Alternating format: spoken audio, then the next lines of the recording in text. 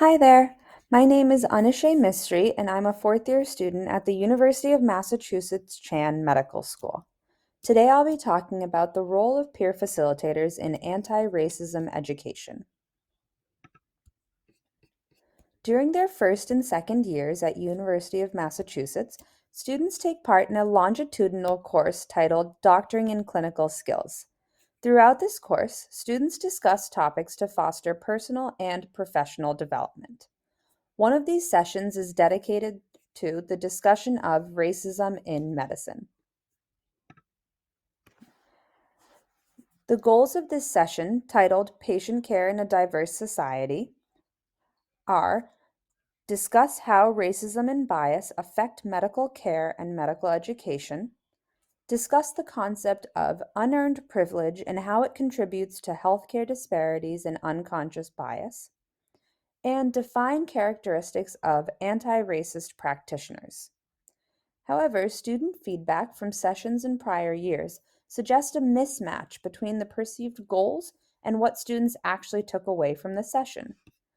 One student shared, "In our group, we were asked to role-play a problematic encounter between a white person and a person of color, after which our facilitator expressed her confusion over why this situation was problematic." Compilation of student feedback from the past few years on what they had hoped to learn led to two main questions. One, how can students intervene when they witness or experience unequal treatment? And two, how do students work within existing hierarchical power structures if they witness racism or microaggressions from superiors? As an attempt to address these questions, fourth-year medical students were invited to join as co-facilitators to share their experiences with racism in the clinical setting and provide advice on how students could promote an anti-racist environment.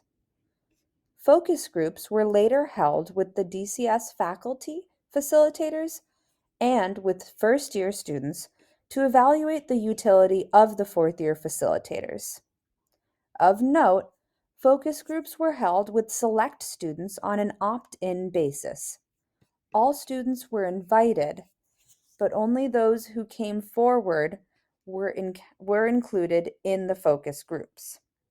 Key informant interviews with the DCS faculty facilitators were held on a one-on-one basis immediately following the session.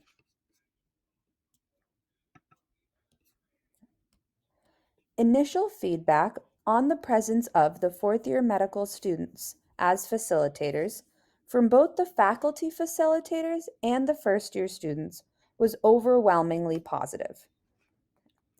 Facilitators noted that they appreciated the fourth year's perspective as they provided tangible skills and experiences. Additionally, facilitators expressed that much of the information was new to them, and therefore it was helpful to have this provided support during difficult discussions. First years noted that they appreciated the guidance and personal examples provided by their fourth-year counterparts. They found it helpful to have a supportive voice that affirmed their own personal experiences.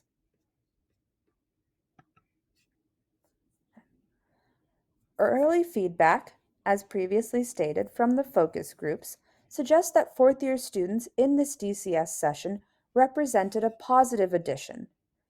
Further evaluation of the intervention should include a wider sampling of students, however, and will be conducted through a class-wide survey.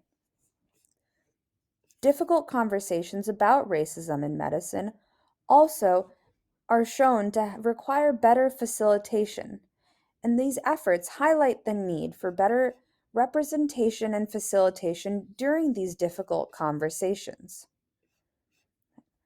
Our overall takeaway is that there is a need for continued evolution in medical education that moves beyond mere conversations around anti-racism and engages in meaningful action and accountability. Thank you.